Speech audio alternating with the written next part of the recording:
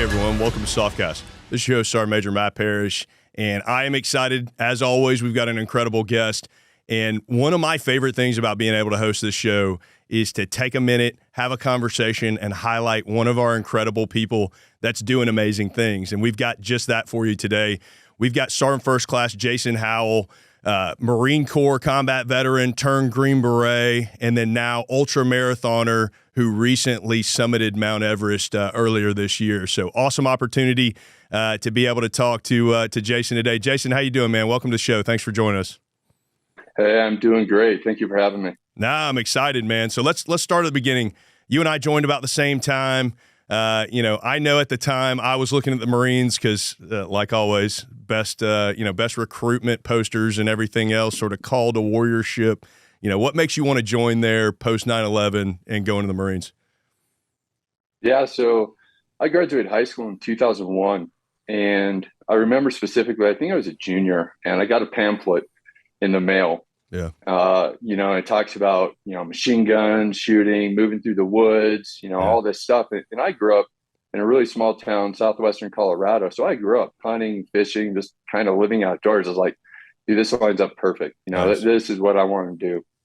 So I graduated high school, and I graduated high school, everyone has this expectation to know exactly what they're going to do, go to college, this and that. Well, to be honest with you, I wasn't quite sure. I didn't know. So I worked for a bit, and, kind of long story short, I joined the Marine Corps in 2003. So I joined February 2003, and I loved it. I came in as a reservist, and I remember, usually it's horror stories, guys going to boot camp, especially Marine Corps boot camp. It's pretty intense, and it's pretty real right out of the gate. But I loved it. It was really my first opportunity to pursue a personal goal of mine and to really get after, my own objective.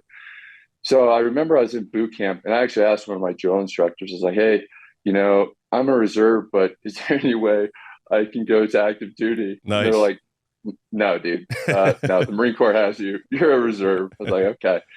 So anyway, fast forward, time in the Marine Corps.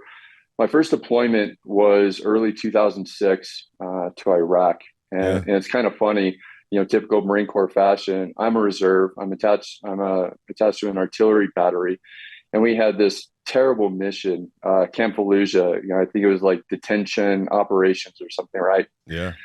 And I get there, I'm in country for a week, and this is terrible. I didn't deploy to do this. Yeah. And, our captain, our OIC, he pulls us all into formation. He's like, hey, I need volunteers. I don't know exactly what you're going to do, but you're going to go live in the city, and you're going to train the Iraqi police. I'm like, okay, sign me up. I want to do that. Nice. Yeah. So I ended up working with the Iraqi police on the police transition teams. And, it was a fire hose. We'll get into the Q course and everything in the future. Sure. Everything that we do, as a Green Beret is by, through, and with, right? And we have a year and a half pipeline to train us how to do that appropriately. Right. Well, the Marine Corps, no, not so much. Like, all right, well, you just volunteered. So I went out to, a smaller town outside of Fallujah, Karma, Iraq. And I did. I was a member of a 4-man police transition team, and we were fully embedded.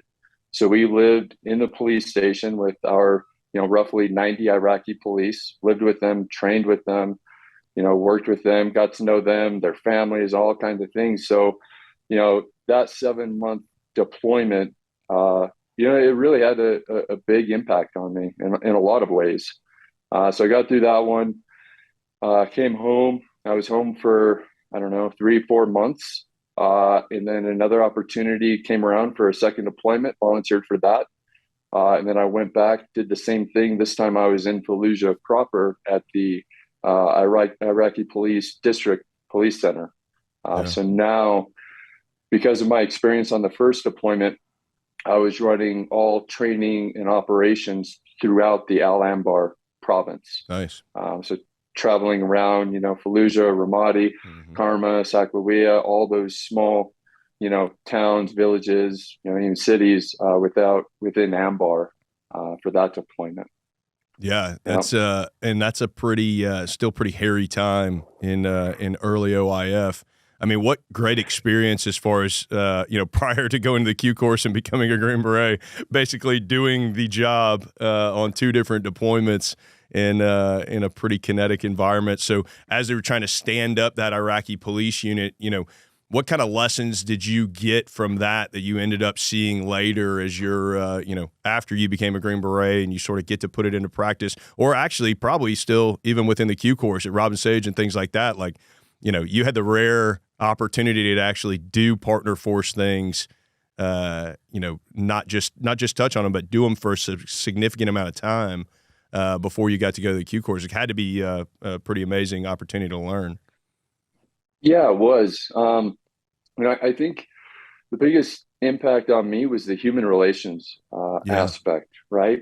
So, for instance, my second deployment, we were in Fallujah and we were on a joint dismounted patrol, and we're just going down, one of the streets, and I see this guy come out of his house, and I'm terrible with names, but I'm pretty good at remembering faces. Sure. And he actually, all kitted up, everything. He recognized me immediately, and he was my armorer, Iraqi police armorer from the first deployment in Karma. Nice. And so he comes out of his house, runs out, into the patrol, gives me a big hug, super excited to see me. And then on another trip, I went up to Karma, back to my old police station. Yeah. And we had 3 brothers on that first trip that we worked with. It was Majid, Hamid, and I can't remember the third brother's name, but Majid was our mechanic. And this dude, he was, tactically speaking, he had zero talent, but he was a good generator mechanic, and he was hilarious. Yeah. And I remember walking into the courtyard, and he just started, they all called me Howley. They couldn't pronounce my name, right? Yeah. So he started screaming and dancing, super excited. That night, he brought in all of his other brothers. He brought in his father, who's an elder. They had a big dinner, big ceremony, just for the simple fact that I had come back, and they were seeing me again. And that was pretty cool. And definitely, moving forward, into the Q course and going into Robin Sage, which is an incredible exercise, it definitely, it had a lot more impact on me. And I was really able to, because when I went through the Q course, I was a bit senior. I was a E6 as a staff sergeant. So, I was, running the platoon sergeant role, and, for my training and mentorship and other students that were coming through, being able to, actually, kind of mentor them like, hey, no, I've done this real world. I've seen this, and it works. This is how we affect our partner force and host nation. Yeah, absolutely. I mean, it can't be overstated, the power of relationships, that personal connection. I mean, it's big in our country, but in a lot of other countries, like you said, like that's cause for celebration, is a return of a relationship. And, there's uniting of, hey, we wear the same patch or whatever else, or, hey, our units are made to work together. But there's a whole different level of that personal interaction that just about every soft guy or gal, but especially special forces folks, have stories of being able to have, a return to a relationship multiple times through their career that opens doors, paves pathways, all kinds of things that there's a reason we say humans are more important than hardware, right? You can't get that from an unmanned aerial drone flight or other things. Not that there's not purpose for those things as well. But so, all right. So you get done with that deployment. At some point you decide, did you just see the well-worn path from the Marines straight into SF or what? No, I'm kidding, Marines. Chill out. But there are, as we know, quite a few, Marines that end up over there wearing the green beanie after a little while. What made you want to go that way? What was the spark? Yeah, so it took me a little bit. I got back from that second deployment, May 2008. And, I kind of had the general path, like, okay, I'll, get out, done, go to school, Yeah. right? So I did that. And, I noticed the first month or two, I was having a really hard time, seeing stuff on the news, Yeah. there's still plenty of, activity going on downrange. And I really just had a lot of guilt. I missed Yeah. it, and I still had buddies downrange, things going on. And so I did the school thing. I was actually a exercise science major. I was, a fitness director at a gym, personal training, this and that. And I was quite successful, and I was happy with what I was doing, but I wasn't fulfilled. Mm. And on that second deployment, one of my best friends, we had actually talked about, going into contracting, being a personal security contractor. Once we got out, and he did that. And so after a bit of time going to school and working, I finally hit him up. It's just like, hey man, I can't do this anymore. I've got to get back over. So I started contracting, and I did that for 2 years. We were based out of Baghdad, but we ran all over the country, just doing kind of PSD type work, And it was while I was contracting, I met another now, one of my best friends now, and he was a former fifth group Bravo. Yeah. So naturally, we just start talking, and I'm like, dang man, I always kind of wish, I would have tried for that. Could I have made it? Could I have done it? And at this time, I think I'm around 27. Yeah. And he's like, hey, there's this, 18 X-ray program. Yeah. You still could if you wanted to. I was like, okay. So I was in Baghdad, and I just hit up a recruiter. Nice. Like, hey man, this is who I am. This is where I'm at right now. Is this a possibility? Could I do this? I was like, yeah, absolutely. Yeah, you're in like the exact band that we're looking for. A lot of times for 18 X-ray, you're like the exact candidate we're looking for. So that's awesome. Yeah. Yeah. So hit him up, started that process. I finished my last contract December 2011, and typical recruiter and whatever. It's like, yeah, we'll get you home, and probably have you off to selection, March, April timeframe. I'm like, okay, sweet. Yeah. So I get home January. Dude, I don't finish my enlistment until I want to say it's nearly May. And then, surprise to me, because of I think, drawdowns and whatnot, I said, I was a staff sergeant. Yeah. And I couldn't come in active duty. And I was like, dude, I don't care about my rank. Take it. Like, I'll come in as an E4, whatever. Like, my goal is, active duty. And this time I'm going to get back in and stay in. He's like, no, we can't do it, but I can bring you into the Guard. Okay. So I came into 19th Special Forces Group here out of Colorado. And so now I enlist in May. So now I've been living off of my savings for 5 months. Yeah. And I come into the Guard. And, I think I do my first drill, later that summer, maybe early fall. And I get to drill, and I start meeting all of these other dudes. And I start hearing stories of guys being there for a year, 2 years, 3 years to go through the Guards pre-selection to get selected to actually go to SFAS. Yeah.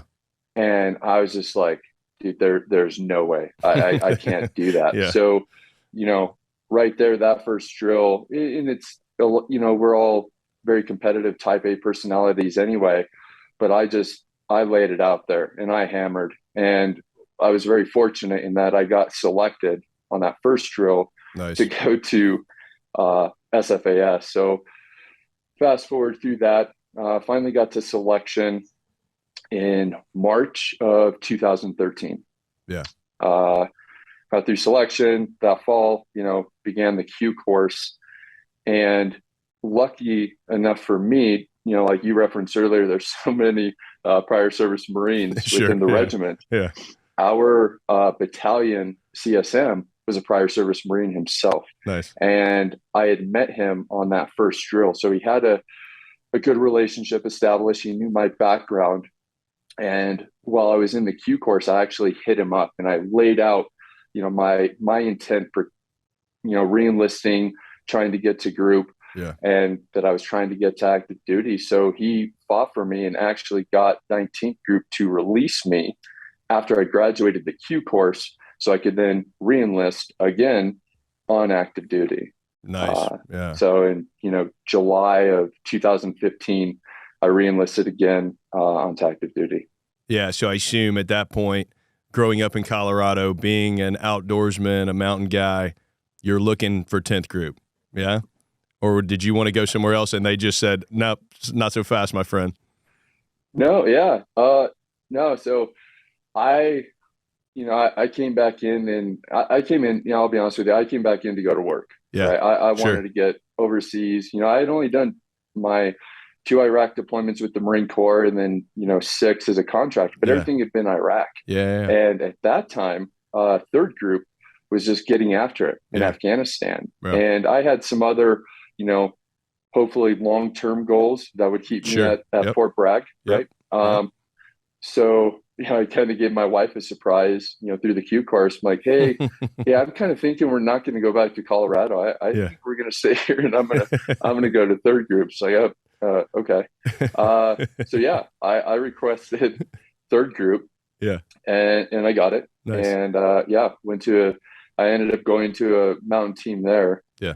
And that's where I spent my team time.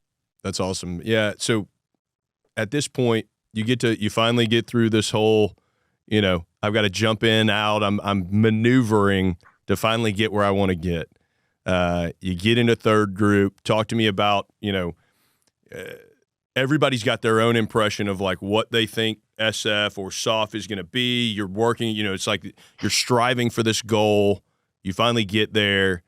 You're the new guy. You walk in. Like, how'd you feel as far as, hey, man, this is exactly what I was trying to get to. I'm finally here, and it's exactly what I want to do. Did it meet your expectations? Was it below? How did you feel walking in there? Yeah, so nothing in my career has really been just smooth and straightforward. That's probably good training for what you ultimately did earlier this year, right?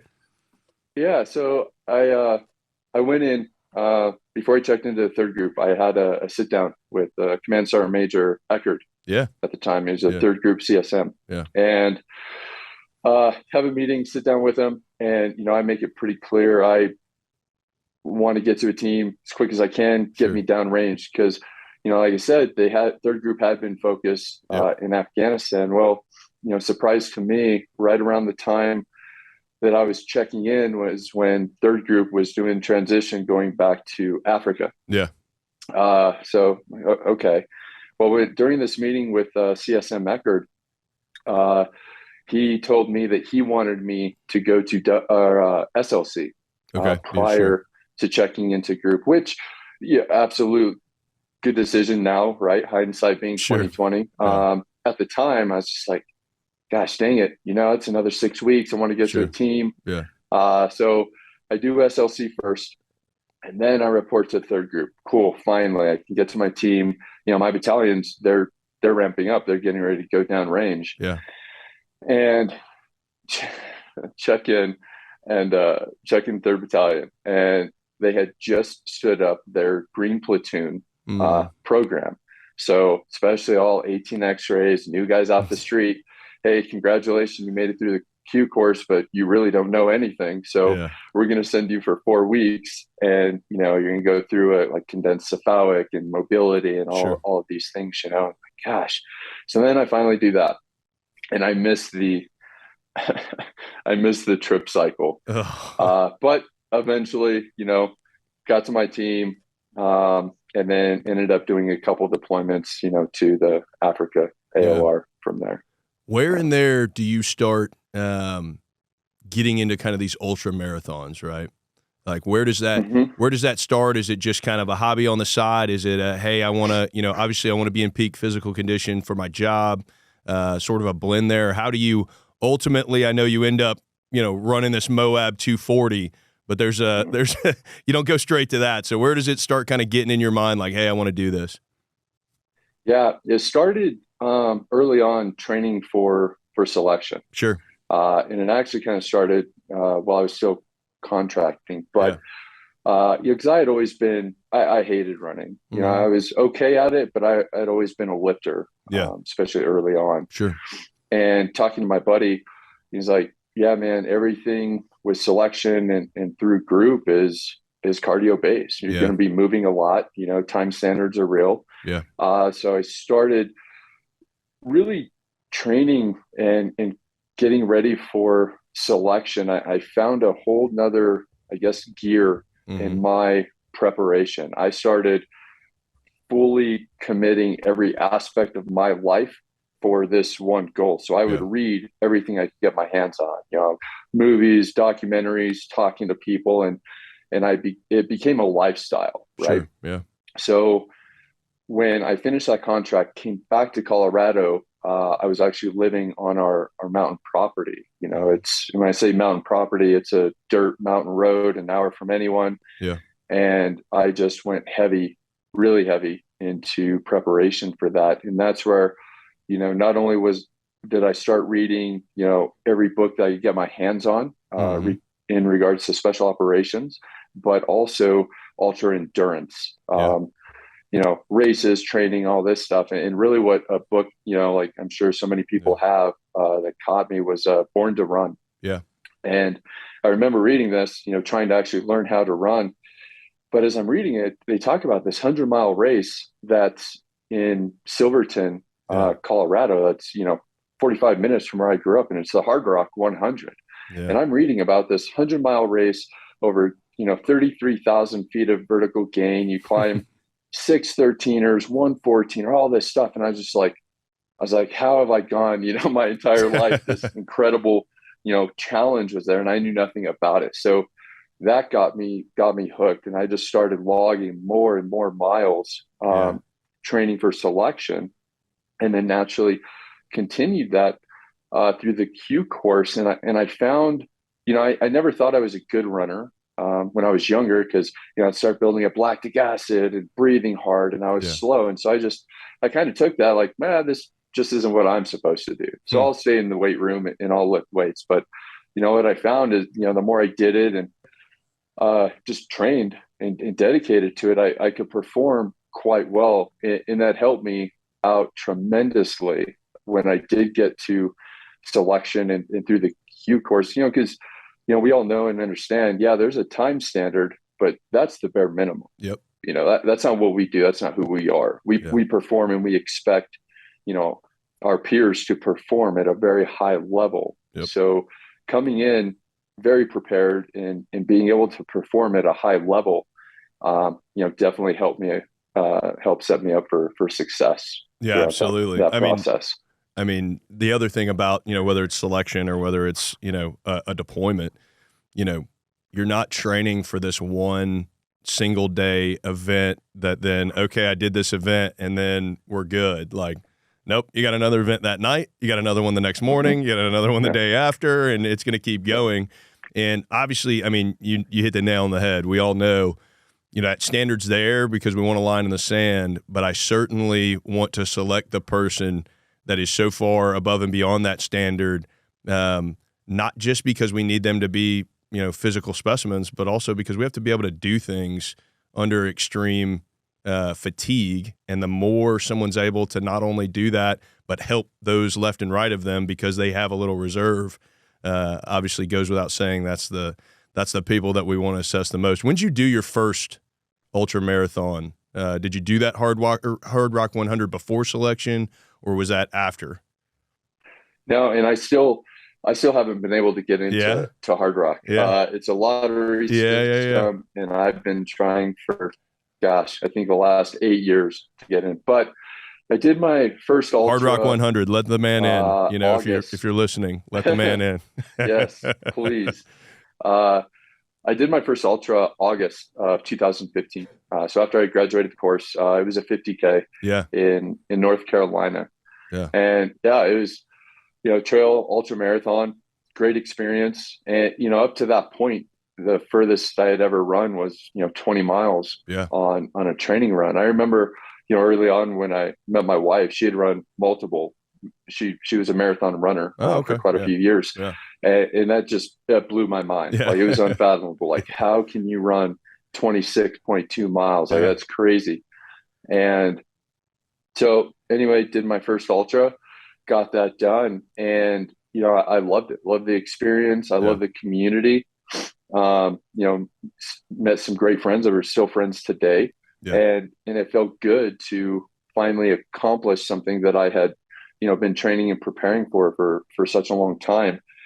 And then naturally you complete, say, your first 50K. Well, okay, what's next? Yeah. There's another line in the sand. There's always another one. Yeah. You always have that question.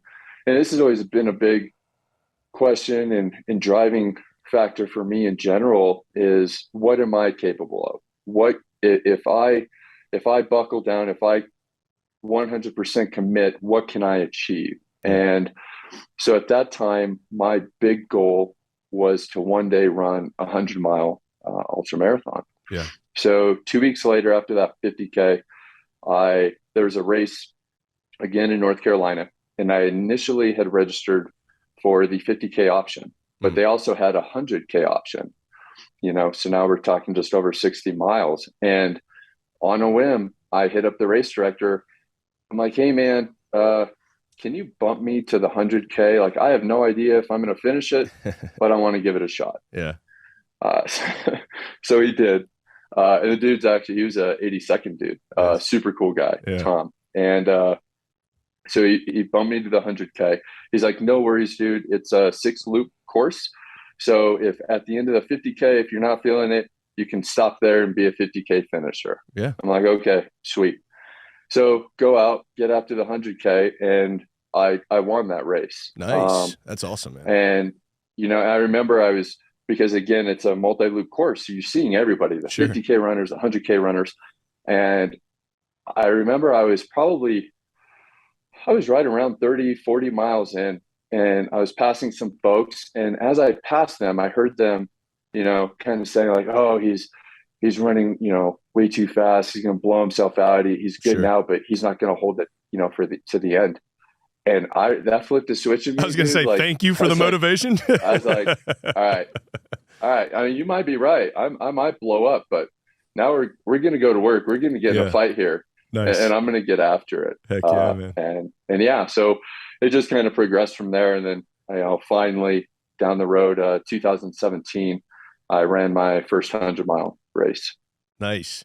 So I'm curious, we've had a chance to talk to some ultra runners, Ani Retkovsky, multiple time Ironman triathlete. I'm curious, one of the things that we talked about with her is, that is a long, long grind, and sort of the interoperability between, sort of the Venn diagram of POTFF, so to speak, of physical, cognitive, psychological, spiritual, social, and family, and how as one of them is down because you're running 100 miles, the ability for those other sort of areas of human performance to buoy you or pull you up.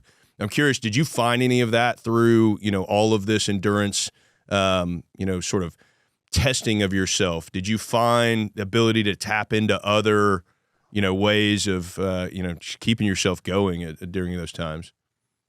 Yeah, absolutely. And when I talk to folks about it now, especially those longer distance races, the psychological impact and power far outweighs that of the physical capability to be able to endure and to keep going. You're going to have lows. Everyone does. Sure.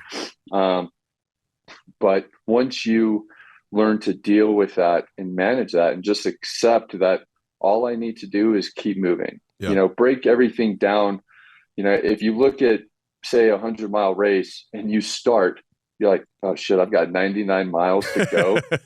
you might as well just get off the trail right there. You're done. Yeah. You have to break that stuff down. We talk about, 25, 50 meter, 100 meter targets. Well, you have to do that in a challenge or an objective that's so big. And that, okay, I'm going to focus from here to the next aid station. Yeah. I'm going to focus on my steps right now. So for me, I dial everything in to only thinking about and controlling what I can control right now. So that's my heart rate, that's my pace, that's my stride. And I just get into a rhythm, into a process with my eating, drinking, nutrition, hydration, all of these things, to where everything is so systematic. It doesn't allow my my mind to wonder or get overwhelmed with the big overarching, goal. Man, that's incredible. Perspective for life as well. Being able to not be so concerned with something you can't control in the future right now, but doing the right things now will get you to that as you keep going. I'm curious on that kind of thought process. The hardest thing you've ever done is the hardest thing you've ever done. And then everything you face after that is a percentage of that, right? And so there are people that the hardest thing they've ever done was, whatever, to run a 5K, right? And then everything they do after that is sort of a percentage of that. After you've done, a 100-miler or then a 240 or then climbing Everest, like, how much does that shape your perspective in day-to-day life? Like we always say, if my kids are yelling, I'm like, hey, nobody's shooting at us, perspective changes. I'm just thinking of these like astronomical goals of summiting Everest or doing these ultra marathons. Like in your day-to-day life, do you bring that perspective to just like, all right, man, this is like 1% the hardest thing I've ever done. I know it's stressing you guys out, but we're good. I'm in, you know what I mean? Yeah, no, it definitely gives you perspective, and it gives you that ability. I think really just objective decision making, right? Sure. You're able to more control that initial emotional response, that stress response, to more easily take a deep breath. Yeah. You're controlled. Think about it like, this isn't that bad. It's not 40 below and blowing, or I don't have another 200 miles I have to go, or whatever it may be. It's exactly. Like, we can get through this. It'll be okay. Yeah, absolutely. So I know you grew up in Colorado. You're in the mountains. I know you climbed K2, somewhere in that break in service or something like that? No, so I haven't climbed K2. The first big mountain I climbed was Kilimanjaro. Okay. In Tanzania. Gotcha. Okay. Yep. And that was 2000. I think it was 2011. Okay. August timeframe while I was contracting. Yeah. Gotcha. Okay. So you've done that. You're doing ultra marathons. Where's, how do you get this, bug that like, all right, man, what's the highest thing in the world? I'm in. Where's that come from? Yeah. So I guess it did start a little bit when I climbed Kili. Kili, the summit there is 19,700 feet. So it's still quite tall. And it is one of the 7 summits. Yeah. And so it definitely started a bit there. And that's, where I started really, again, reading books and documentaries. Sure. And really starting to study Everest and these big Himalayan mountains. And then I actually have to owe a lot of credit on this to my wife, Michelle. Yeah. After my last trip with third group, I had missed her birthday, like I had done so many times in the past, right? Yeah. So I hit her up.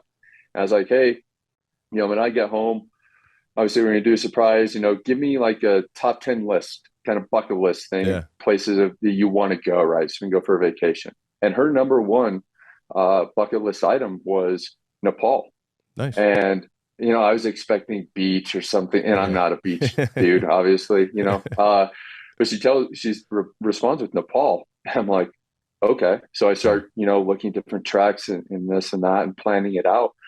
And I ended up planning out our trek to Everest Base Camp. Nice. And we did that in December of 2017. Most people, when they do it guided. They have porters, and they go with a guide company. And I just kind of looked at it like, it's a trail system. That's easy. There's villages all along the way, and it'd just be an incredible experience. And it absolutely was. We did the trek in 10 days. Going back to the human relation aspect, meeting the Nepalese and getting more involved in understanding with that culture of people was very impactful. That's awesome. Incredible people. And we went up to base camp, and it was some of the most beautiful country I'd ever seen, and everything was so big, and I say that, but the relief is what is so big in that part of the world. You can be standing at like, say, Namche Bazaar. That village is at 11,300 feet, but you can look down to the bottom of the valley. That's, 7,000 feet. But then you're looking up to the summit of Everest. And so everything, the magnitude of it was just incredible. And that really, I told her during that trek, I was like, yeah, if I ever get the opportunity, and you say, you say something like, oh, if I ever get the opportunity to climb Everest, I'm going to do it. It's like, okay, right. Yeah. But I told her on that trek. Well, I think it's different saying it somewhere random versus saying it as an ultra marathoner at Everest Base Camp. I think it's a little bit more believable, probably as you said it to her. Yeah. Yeah, maybe. But it's still hard because I'm still active duty, right? 100%. So I have all these other things going on, but that was when I told her if I ever had the opportunity, I would try to attempt it. Yeah. And for whatever reason, I just had always, had it set in my mind, if I was going to attempt it, I wanted to attempt it without the use of supplemental oxygen. And that's when I made that decision. Then, fast forward a few years, opportunity presented itself. Yeah. I was going to ask what spurs you towards that specific goal? Like for most people, it's like, hey man, if I, climbing Everest, however I got to get there, I'm in. What makes you specifically like, you know what? I want to shun the supplemental oxygen. I want to try to do it without it. I think a lot of it, one was, seeing the way that mountain in particular has been so commercialized, right. In that there are a lot of climbers that go to that mountain without the proper training. Yep. They don't have the proper, background preparation. And then so many people not only utilize supplemental oxygen, but it is literally the only reason they make any progress on that mountain at all. They just live on it, and more, again, research and studying and becoming familiar with it, the more and more I decided, like, no, if I ever get the opportunity to go for this attempt, I'm going to do it my way. There's a good chance I'm going to fail and I won't succeed, but at least I'm going to attempt it in, my kind of ideal fashion, I guess. Yeah, absolutely. No, that's cool, man. So how's that opportunity come about? Where you hook up with these, Green Beret Racing guys? How's that come about? Yeah. So it initially actually came about at Moab at the 240. Yeah. Met a runner. We logged quite a few miles together, and told him a bit of my background and what I do as a mountaineering instructor. And he told me he had this idea. He was going to try to put an expedition together and do a trip. So fast forward, he invites me on, and then I actually end up planning the expedition, finding a guide company and building this process out. And it was after I completed Moab 240 in October. Oh gosh, October of last year, I guess it was. Yeah, 21. Nick Merrick, he's the executive director of Green Beret Racing. Mm-hmm. He approached me, and he thought I'd be a great fit to come over to the organization as a endurance athlete. Yeah. Green Beret Racing is very unique in that it supports kind of any outside endeavor that Green Berets want to pursue. So very heavy in dirt bike racing, street bike racing, everything kind of motor powered, but we also have guys that compete in archery and guys that are in photography, all of these things. Yeah. But he wanted to bring on a human powered or an endurance kind of side of the house. So he invited me on, and it couldn't have happened at a better time. I had just finished Moab, but mentally I was kind of in a dark place, going through some things, kind of work-related stress and, a lot of things that a lot of us guys are naturally dealing with, given our job. And, I was kind of, in a depressed type of a state, actually. Yeah. And when he brought me on and he explained everything that GBR does, the reason behind it, it just something clicked. And I told him, I was like, hey man, like I can't tell you how much this means to me and Yeah. how grateful I am for this opportunity. And so he shot me a text, a couple weeks later. He's like, hey, I need your race calendar for the next year, so you can start, getting funds and Sure. helping pay and support, that kind of thing. So I sent him my calendar, and then I was like, well, I'll at least give him a heads up. I was like, hey, this isn't, a race, but I've also got this other thing in the works. I'm trying to make happen, and Yeah. and I'm trying to, go on an expedition to Everest, in April.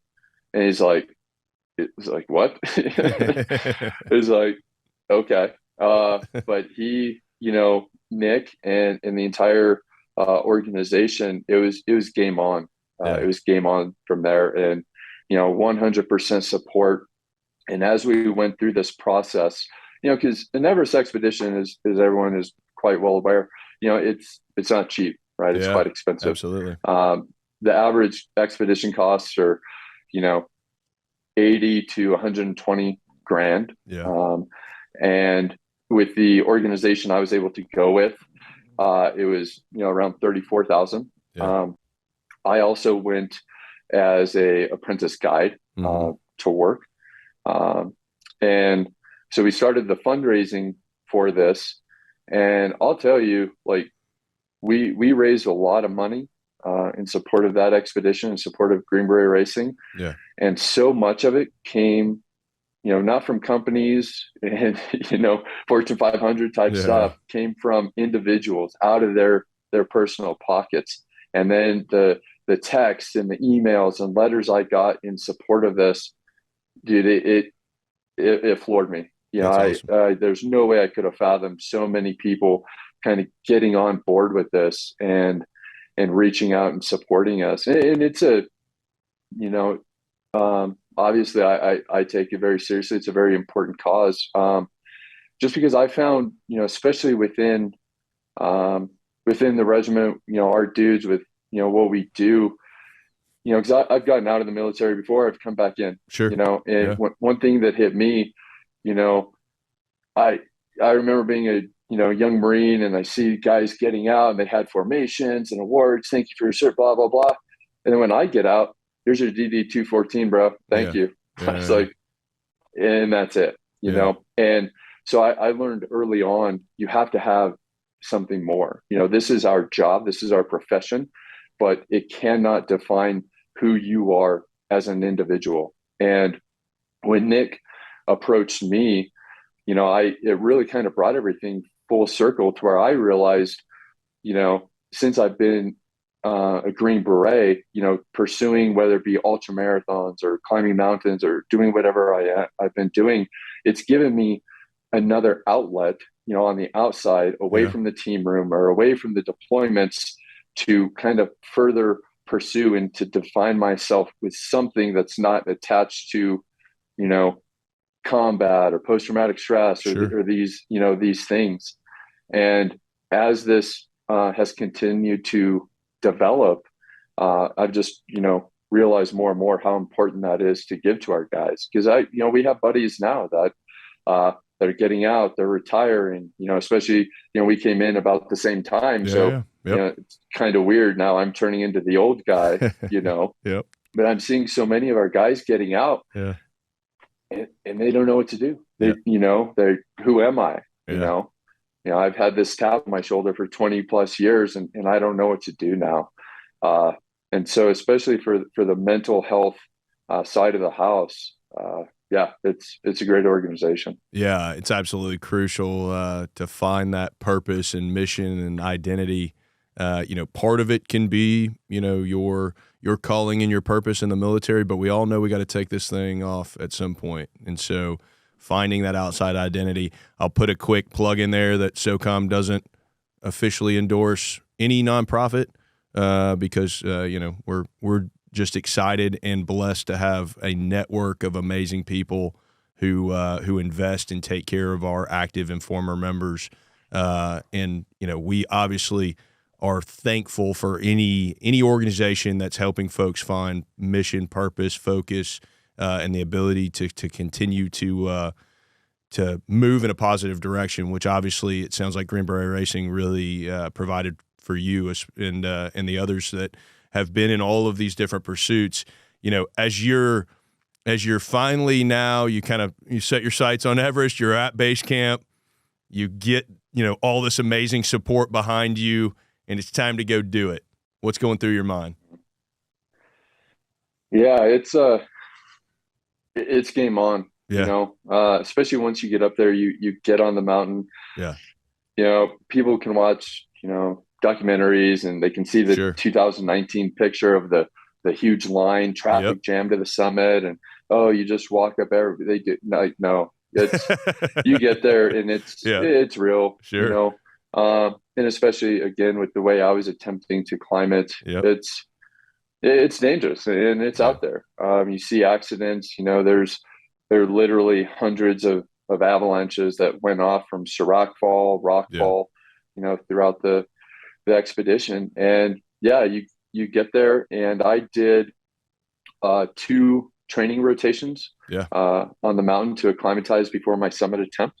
Everyone using oxygen only does 1. Yeah. So the first rotation, was 10 days on the mountain, and, you're working up, from base camp, you're 17,300 feet. Camp 1 is, 19,000 feet. Camp 2 is 21,000 feet. And you're slowly working up to each camp, taking rest days, acclimatizing and working up high. And that first rotation, everyone else in the expedition went up to camp 2 and basically stayed there for about 5 days. I pushed 3 different times up to camp 3, which is at 23,500 feet, and actually did an overnight there before we came down. Nice.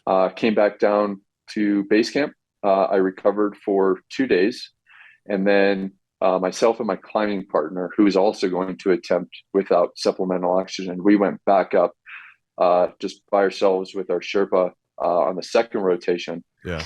And it was very critical for me during that rotation to get to 8,000 meters, 26,000 feet, the infamous death zone. Right. Because if I was realistically going to attempt to summit without oxygen, I absolutely had to know that I could at least get to 8,000 meters. Yeah. So on the second rotation, we worked up to camp 3, slept again. And then that next day, I pushed up to the South Col, which is camp 4, right at 8,000 meters.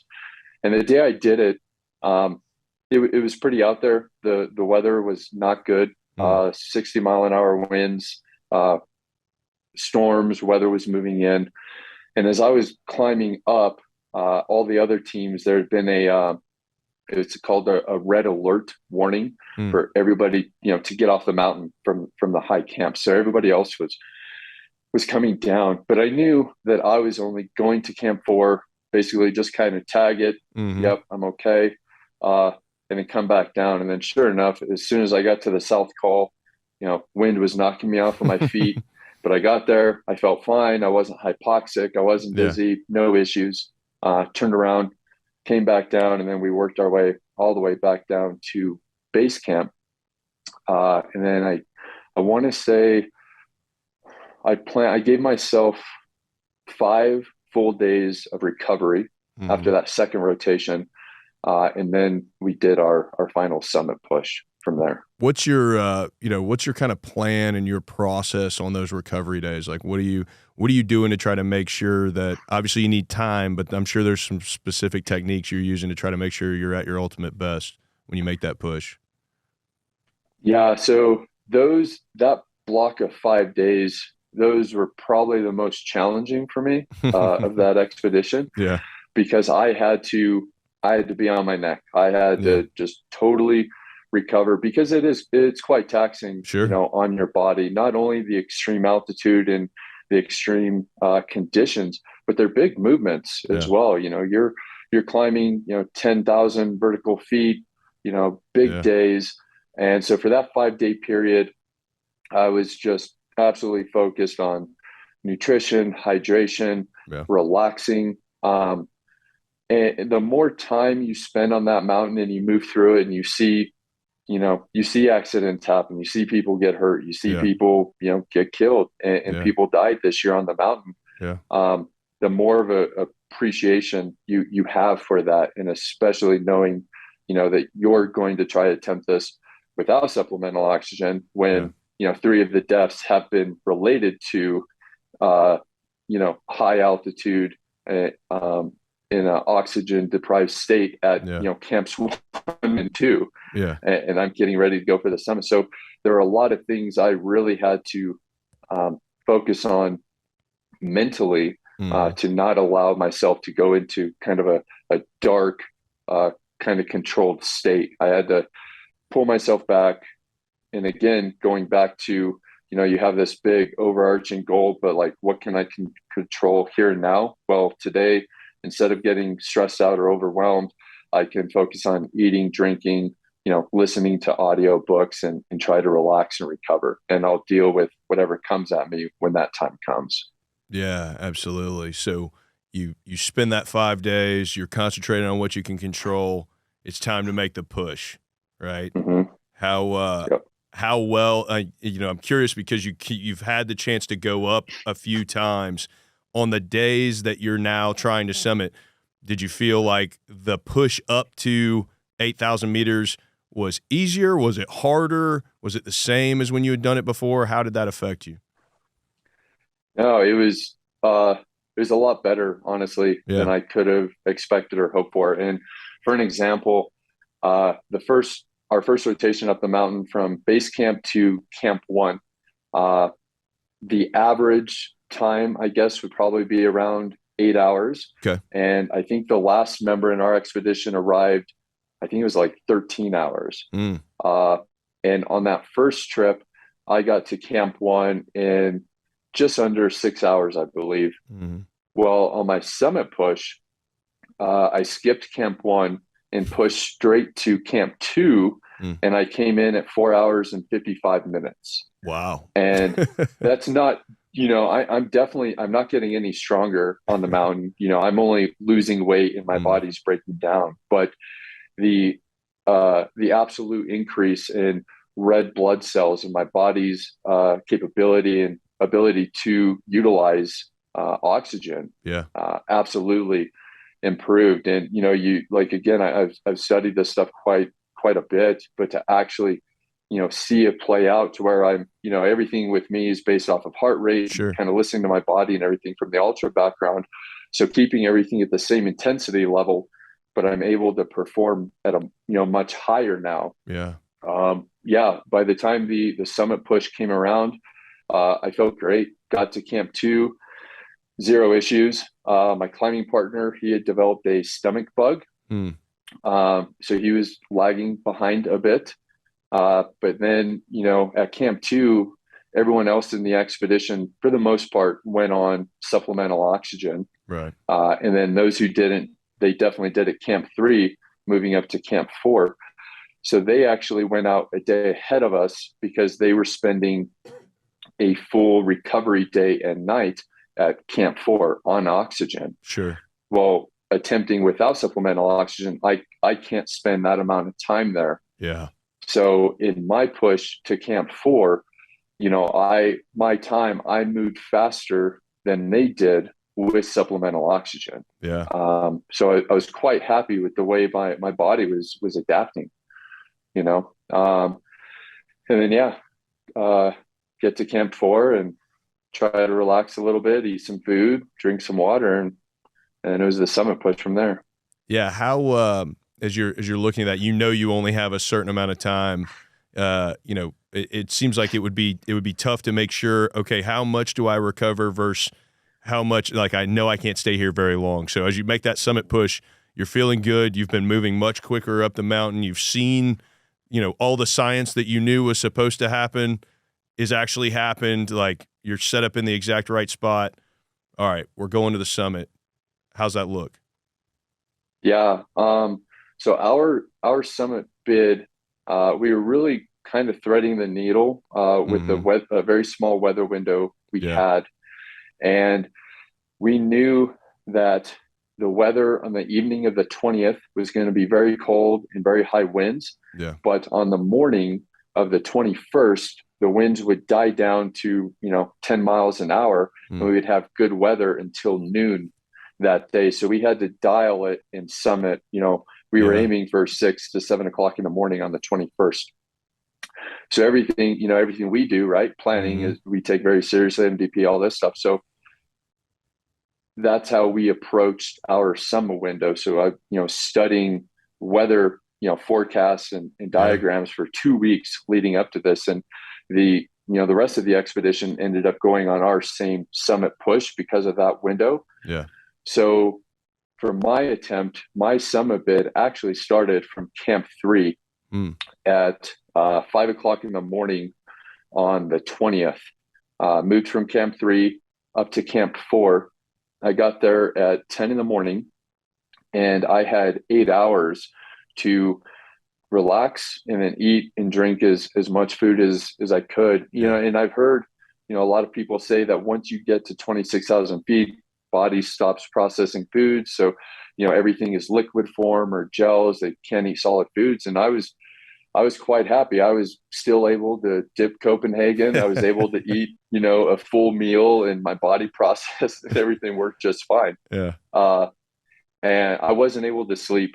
I was too, I was mission mode. Just kind of game on at that point. Yeah. It's time to go to work. So I hung out there for about 8 hours, and I left Camp 4 at 6:30 that evening to start my summit push. And it was 40 to 50 mile an hour winds. Ambient temperature was probably -25, -30, quite cold through the night.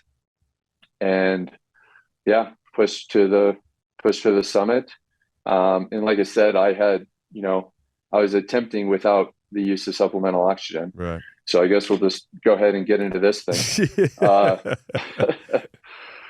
So I start out, and I'm by myself with my Sherpa, Lockbit Gallo, and everything starts out, I'm feeling good, no issues, moving up slow and consistent. And at that altitude, the oxygen is obviously, there's a third less, oxygen than there's at sea level. So it's definitely much slower. And I, again, going back to the ultra running thing, just broke everything down systematically to where, it's 2 breaths for every step, rope pull, breathe, and just focusing on the process here and now. Yeah. And one of the greatest concerns for me actually going into this was the extreme cold, because I have rheumatoid arthritis, but I also have Raynaud's disease. So I naturally have less, circulation, right, to my hands and feet. So frostbite is a very real concern. And it was quite cold, and my hands, they were going numb, but I was working through, my glove systems, finding ways to keep them warm and keep me moving. So going up, and everything is going good. As I'm approaching, climbing up the south ridge up towards the south summit, you go through 4 vertical cliff bands. And as I'm getting up to the first cliff band, I see a line of headlamps coming up behind me. Yeah. And it turns out to be my team, but it causes me to become a bit stressed, because I can't get stuck in a line in a queue for the risk of hypothermia, right? Yeah. But I'm definitely not going to be that guy to hold up everyone else, either. And the rest, they're all on supplemental oxygen. So obviously they've caught me. Yeah. So they come up to me. I'm like, okay, you guys, you've already caught me. You're moving faster than I am. Move ahead of me here. And then I'll come in, midway in the queue. And as soon as I do that, the first climber gets to the first rock bit and freezes. They can't negotiate the rock in their crampons. So it's a standstill for 20 minutes. And I just, in my head, I'm just like, I immediately regret this decision. I should have just been selfish, kept doing what I'm doing, Yeah. So finally start working through. And as I go through the first rock band, again, I'm not wanting to slow anybody down. So I end up pushing myself out of my original pacing, and I pushed myself too hard to continue with their movement. Yeah. And as soon as I get to the top, I begin hyperventilating. I get dizzy, and it takes me, close to 5 minutes to catch my breath to where I can stand and, kind of think clearly again. I'm like, okay, well, got through that, and, I can recover. Yeah. So I do that for through the second and the third rock bands as well. And I'm pushing myself too hard. I lost my pacing. Well, as I go through the fourth, I get to the top of it, and I'm hyperventilating again. And then all of a sudden the lights go out. Yeah. And I lose consciousness. When I come to and wake up, my face is in the snow, and my body had lost control. I was shitting and pissing myself. I couldn't control my, my bodily functions, and I had lost consciousness. Yeah. And as soon as that happened, for whatever reason, the first thing that crossed my mind was Michelle, my wife. Yeah. And it's like, for me, that was a very clear indicator, because I'm, the way I am individually and the way I teach my students, it's not about summiting. It's about getting back home. Right. Surviving with the accomplishment. Yeah. Yeah. And so as soon as that happened, it's like, yep, I have to be smart here. That's 100%. Yeah. So it's time to go on supplemental oxygen. Yeah. So get my oxygen set up, go on, and I'm still, I'm quite taxed, so it takes me a little bit to recover. Sure. And I only had one emergency oxygen cylinder. Yeah. And I purposely set the regulator at 3 liters per minute. Yeah. So it's still not very much oxygen, but it gives me 8 hours of oxygen. Most other climbers are on between 8 and 12 liters a minute. Yeah. So I set mine to 3. I recover, and it's still dark. At this time, it's probably 3:00 in the morning, and I start moving up, and it's, I don't know, 10, 15 minutes, and I top out on the south summit, and I look across the summit ridge to the summit of Everest, and I had no idea how close I was. Yeah. And so now, I'll be honest with you, my mental state then, I was just in my head, I failed. I was so just frustrated at myself for, it's such a big experience, 6 weeks of, getting everything dialed and getting everything right, and then blowing something that was so controllable in my, my mind right at the end. So by the time I, worked my way across the summit ridge and I got to the summit, I had all kinds of stuff going on in my down suit, and I was just like, I wasn't overly excited or anything. Yeah, that's such a shame, man. Yeah, it's like, for all of us, mere mortals on the ground looking up at this, like that 1% difference, is nothing, right? Because you're still summiting and everything else. But I 100% understand, as a perfectionist and as a goal-oriented person, that it's like, it steals the thunder of the fact that you just summited Everest because you're like, oh, I had to put this oxygen max on, even though you're barely sipping, basically anything, and basically your body had told you like, hey, it's time to do this or we're gonna die. It's I'm sure there's some conflicting emotions running through your mind of like, this should be the ultimate mountaintop moment, pun intended, and I'm sort of pissed off that I didn't quite get the thing I wanted. So that's crazy, man. But you end up obviously you'd been a leader through that. You're teaching people how to do this. You're, I would say in so many different ways, you've gone above and beyond, the quote unquote average Everest summit or average, Everest climber. And then even so, as you go back down the mountain, you end up providing aid to others and staying longer to make sure that other people that were having medical emergencies actually get off the mountain safely.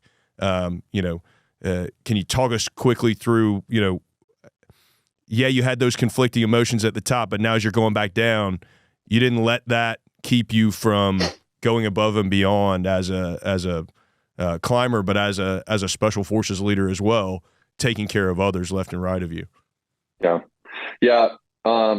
During our summit attempt, when you get to the base of the Lhotse face, obviously there's fixed ropes there, but there's a very large crevasse. Mm-hmm. It's about 30 feet wide, 70 feet deep, and it's right at the base of a 60-foot vertical ice climb. And the ice screws and the anchors through this fixed line, they're notorious for blowing out. There have been multiple falls throughout the expedition. And as I was coming up this, I get to an ice screw anchor, and I can tell it's off. There had been falls the day before. People had fallen into the crevasse, and I grab the ice screw and I pull it out with my bare hands. Wow. So there's a lot of sections of chopping ice, replacing ice screws, and refixing these fixed lines. And so many of the people on that mountain, unfortunately, are not mountaineers. They're not professionals, right? And so they're focused on head down. I want to summit Everest, and I'm just gonna do that, as opposed to our background of coming from a team and looking out and taking care of everybody, because you don't want to see anybody get hurt or get killed, right? So replaced fixed lines, anchors, and then when we were coming down after the summit, my summit day, it was a 40-hour nonstop push, and you push, you summit, come back down to Camp 4, grab your kit, and then immediately descend all the way to Camp 2. And once we got back down to Camp 4, that weather had rolled in, heavy snow, winds, and I was with a group of 3 or 4 other climbers. So we got everybody's gear, kit together, and we descended together, and eventually got down to Camp 2 that night. One of the climbers that I was with had gotten frostbite on his fingers on the summit. It was an avoidable mistake, but things happen. Yeah. And so we began, treating him, and he never, if somebody does get, frostbite on whether the fingers or toes, whatever, if you don't have the ability to keep the individual or their fingers warm, you don't want to rewarm them and then run the risk of them freezing again. But we were able to rewarm him, keep him warm, and take care of him through that night. And we had another climber that was still on the mountain, and we ended up turning around, pushing back down to Camp 4. They were moving too slow and eventually collapsed and refused to descend from Camp 4. So that forced that individual, another one of the guides, and his Sherpa to do an unplanned night at Camp 4. And this night was pretty terrible. A lot of the tents got ripped off the mountain, blown into Tibet. So they stayed that night. The next day, the rest of our climbers that were able, pushed them down from Camp 2 to get them off the mountain down to base camp. I stayed, and we got the climber and his Sherpa from Camp 4 down to us, started working with him. His issue really was just extreme exhaustion. And unfortunately, is a very stubborn individual, and he had the summit fever problem, and he ended up putting a lot of other individuals at risk because he wasn't able to turn around and descend when he should have. So we get him back down to Camp 2. So now working with both of those guys throughout the night. And this climber, he had high altitude cerebral edema, HACE, earlier on in the climb. So there's been multiple times where I put him onto supplemental oxygen and then got him off the mountain during their initial training climb. So it's a pattern, right? So once we get him down, taking care of him, get him on oxygen, and then the next day end up setting up a rescue helicopter to come in, pick him up from Camp 2. They go down, and then I move down with the climber who had gotten frostbite and a couple other climbers, getting them down. We all got down to base camp on that second day. Yeah, it's phenomenal, man. I mean, I know it's in your nature, but it's still, it shouldn't be overlooked. Like, there's a lot of people, as you said, that are only worried about, like, I don't care who else does what. I don't care who I endanger. I'm getting there, and I'm going to have this picture that I can say at cocktail parties I went to, and I summited Everest, as opposed to you being willing to, no matter what else is going on, no matter how exhausted you were, hey, I'm going to take care of everyone else. I'm going to make sure that the route is clear for everybody. I'm going to make sure that nobody else is in trouble. Man, it's phenomenal. We're so lucky that in our regiment and in the broader SOCOM and SOF world, we've got people like you wired that way. And I'm curious now, as we're kind of running out of our time here talking, you're an instructor at our mountain school, right? Mm-hmm. You I can't imagine having a better frame of reference perspective as an instructor, as I'm some kid showing up to mountain school, than a guy who's just come off of Everest and helped bring people down off the mountain. Like, what do you, from all of these different things, from being able to control what you can control, through ultra marathons, through summiting Everest, all these things, like, what do you leave your students with, and what do you want to leave our listeners with as sort of the final word of, like, how do we use this inspiration? What's your word of wisdom back to somebody who's going through whatever they're going through, on a random Tuesday? Oh, wow. That's heavy. That's a lot. Yeah.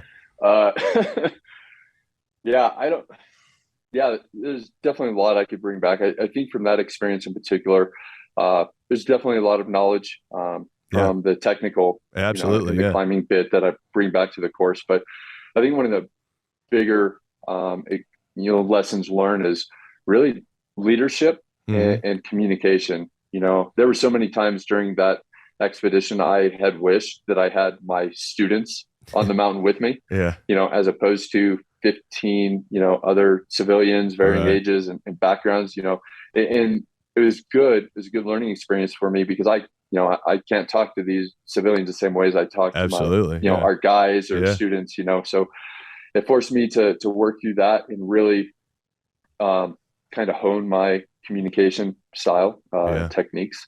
I think, honestly, the biggest thing with me that's, allowed me to, make it into the regiment and, be somewhat successful in these things is, listening to yourself, listening to your intuition. We have a passion, we have a fire, we have something inside of us that got us to where we are now, and that doesn't go away. That's there. If you have something inside of you, a thought or something you want to do or wish you would have tried to do, the good ones, they're going to scare you, and they're going to make you second guess and question yourself. Like, can I actually do this?